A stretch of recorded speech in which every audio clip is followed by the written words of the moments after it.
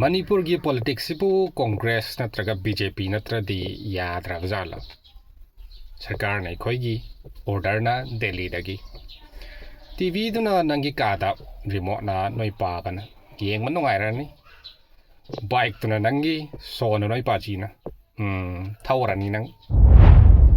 Hello विरचा ma'am ngasiदी अखोई मणिपुर की politics इहे आवा आवा सोइरे मणिपुर की Poli-Tricks की मतंगदा खदांग कितंग थदाजबा तारे ताबदा खोइदोक थिप्पा मीसु याउबि याय अदो वारौनगुमसी सिदी हौना सानी हाइदी अचुम्बा असेंगबा इसे ताबदा खरा दुम वाबनी So today's topic Poli-Tricks of Manipur. Okay. अखोई से कांग्रेस BJP दा सु याम ngaunari se kari kino nam thigraba segrang manam kangraba mayangi machum masuk yam pamnari se kari kino natte khoi manipur sibu direct la su phajana haiba su phanayam laire hojik pau isana isagi eramdam leingakchaba isagi aningba apamda chachaba ngamdri se kari kino british matam gi mikha ponbagi hainabi do hojik pau thadok pangamdri ba kenom tawre isagi eramdam sigi regional political party na eramdam sigi mina eramdam gi ihul khngna isana isabu leingakchaba isagi phirep isana lepchaba aise kanam ta panna dra ba delhi gi mayang na khoi sek ubada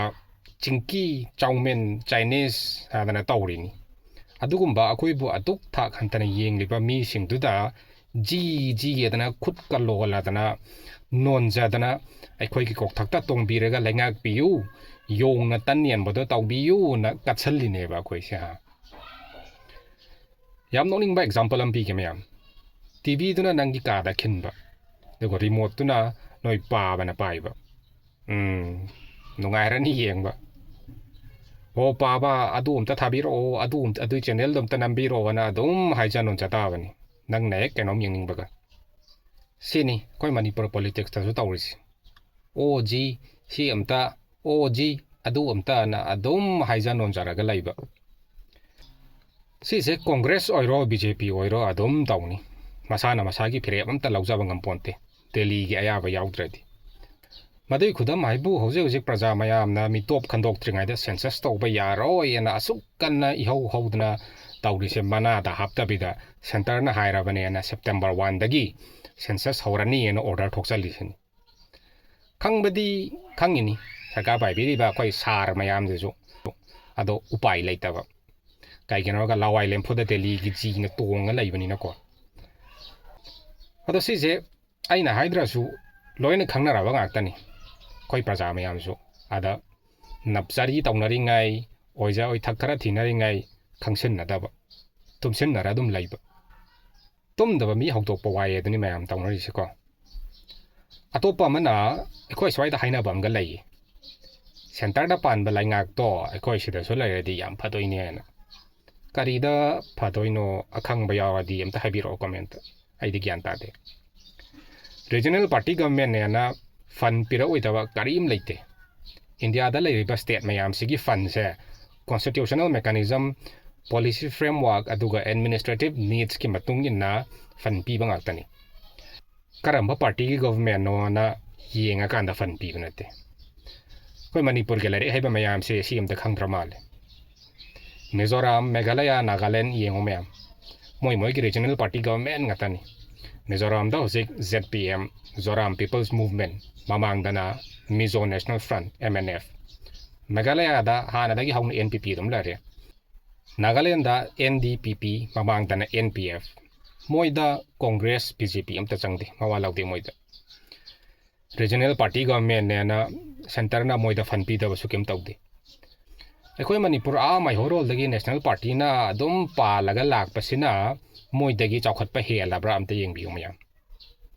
मीने yam साथीन heli को चौखटपा कोइदगी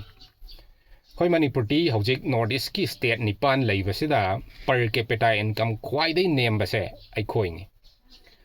आ मनिंगदा मीगी मथुंदा लोंगदाव दावरा लैरिन तौरिस सिजे अखोइना Congress BJP दा ngaura लैबै माहिनी हौजिक थोलेबा इरांसिदा चपमानाबा government अनि लैरि दिल्ली गिसु अखोइ गिसु कमाइना लोइसन्नबा तौरिगे अदुम येंबिरो मयाम याम हाइनिंगत्रे yum da je phi thau lak to mal kana dei re cha me amaduna TV do ai gi ka da khillaga yengning ba yenge haradi remote to isa na pai na bo hones bike to lai ru re ining tam na thau ge haradi ne so do isa na pai na bo hones koi gi political voice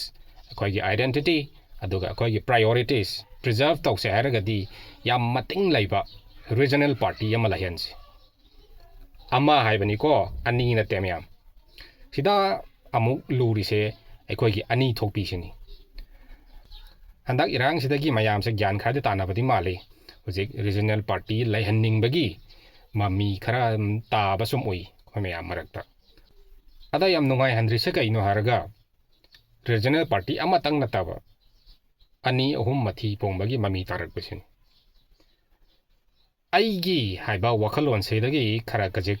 handok naraga iramdamgi imaleba ki hana khanthabatam simya regional party samgat naba chen chongbiri ba luching basing yaragadi punsan naba tawbiyu natradine congress BJP ga lamba tawnabada longda tara lehawni si kaupidaba phaiko oza litar mayam larik hairaga laisu khangdaba tahan gumsi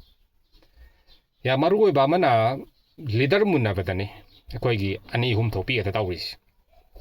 honna ba yaba punna dum honna biyu leader dine praja mayamna decide tawjasan moi gi ngang thorakpa wangangda tawthorakpa thabakta praja ikoina dum khangba poni kana na khwaidegi matik chabano is ai goi ba wakhalon amtang thamjage myam leader kana no oigadabano haibisi matangda number 1 lairik laisu phajana haikadabani number 2 da loli phajana khangba oigadabani khangba haibasida myam phajana ngang ba haibadasu yawrabani ko ma main haijarise English khangdi khange ngang thokpa ngamdaba wane dudi yaroi chana ba yaroi adudi atopa simpham yengbi ho ok loibra ye loibra am tawbiho English Hindi ngang ba haiba haraga mina ming hangakpada khumba khak haibado aduna te ko ma main haijarise fajana debate tawnaba ngamba mi do adu oigadabani aiga wakhaloni ko kai ginoibu akho sida tawrisidi employee mayam gi tolopi ba Delhi degi pesa ni rega piri ni do ada ngang bado phajana haitradi kamai ni dawri ludra do number 3 kwai maru oiba mari bak majati bu taseng na nungsi jaba misak oigadabani iramdam sigi leader oigadaw mi do losalakpada mayam aina hajani ngo homom tanga lei mamang thakta soigiba mayam do ngasi koi warini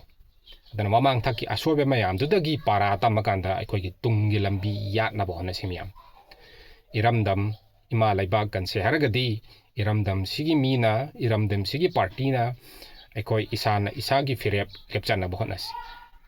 ima laibak yaipa la simyam